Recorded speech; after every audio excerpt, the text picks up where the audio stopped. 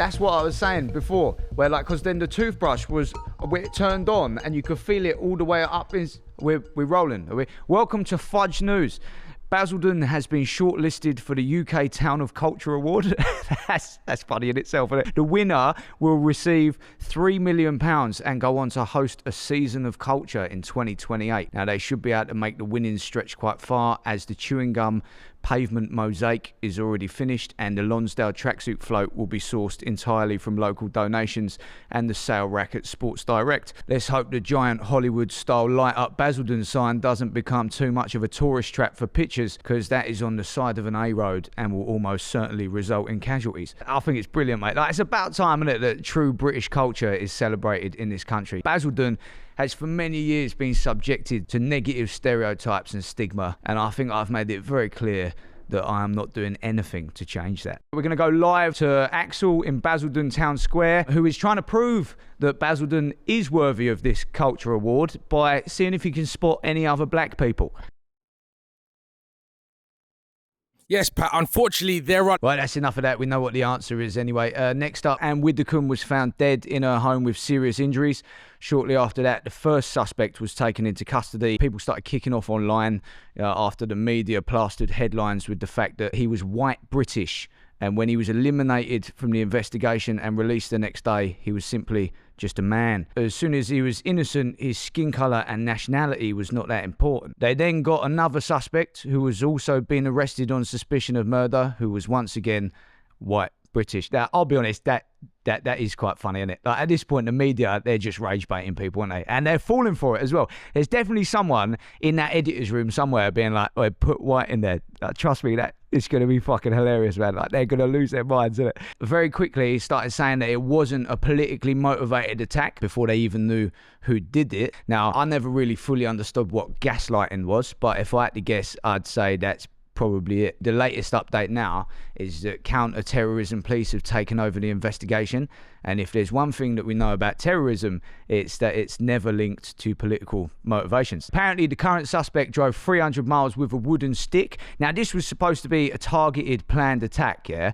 But, like, I can't help but feel if I was intricately planning the details of a murder, there is no way that my first choice of weapon would be wooden stick. Do you know what I mean? Like, sorted my alibi, filled up the car, got my stick. There's no chance, man. Not that it would make it much better if you'd use something more conventional. I mean, there's not a good way to go in that situation, is there? Do you know what I mean? Whether you're getting whacked on the head with a stick or shift up like Pop-Up Pirate, it's a horrible thing that happened. And if he did do it, fuck that guy. And now we're going to go live to Axel, who's got a stick, and tell us how he feels about this. Yes, Pat, unfortunately, it is some terrible news. It's terrible, yeah, no shit, and that's a broom, not a stick. Next up, England are to face Argentina in the semi-finals of the World Cup, right? Now, by the time this goes out, obviously that game will be over, so depending on the result, one of the following will apply. Either, well done to the England team, great effort, lads, it's definitely coming home. Unlucky Argentina, you will never get the Falklands. Or, unlucky England, great effort, lads, it's not coming home, but at least we've still got the Falklands.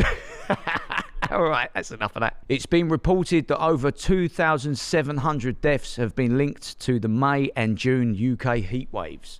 It hasn't been confirmed yet, but there is speculation that the majority of them deaths are gingers. Both heat waves were caused by a heat dome that was made worse by human-induced climate change. I'm not entirely sure what a heat dome is, but one thing that we can all agree on is that if humans contributed to it, there's a very strong chance Greta Thunberg is floating towards us right now on a raft made of recycled crisp packets. Any precipitation we have over the coming weeks might not actually be rain, but instead her squirting self-righteousness into the atmosphere. Good. Over to Axel to see what he thinks the rain is made of. Yes, scientists have revealed that the rain is actually Greta Thunberg's. We know where he's going with that, and it definitely was. Next up, the government are working on a plan to deport the leader of a grooming gang who was released from prison early after Pakistan said they don't want him back. Now, obviously, they don't want him back. No one really wants him, do they?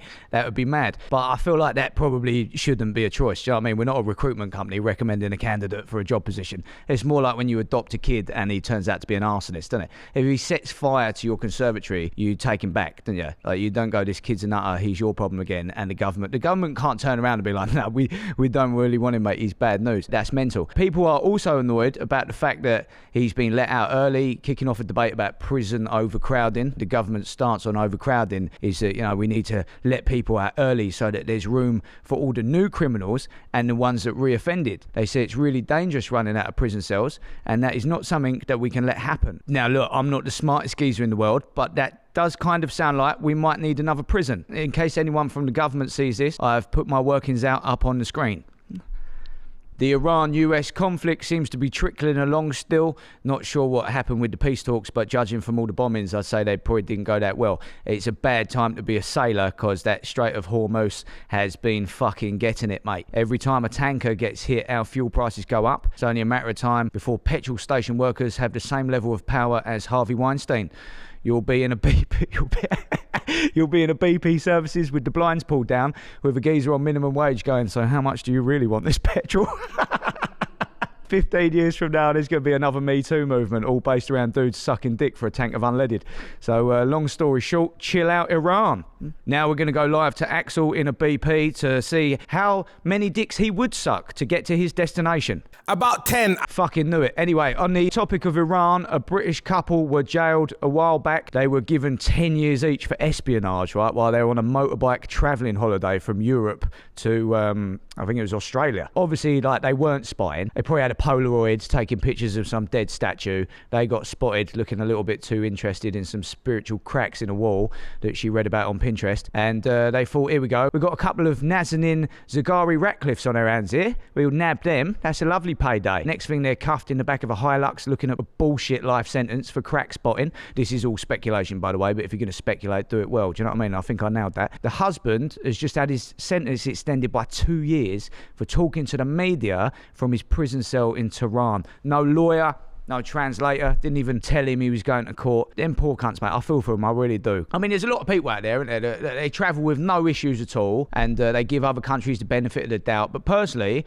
I think half of them, they're not really worth the risk. You know, travelling through Iran against government advice, that's like booking a 2-week all-inclusive to Afghan, isn't it? It might be fine, but you could just go Vietnam, and you'd definitely be fine. That being said, my mate did go on holiday to Iraq, and he had a lovely time. So shout out Gary Foltz. Let's get the pictures of Gary up there.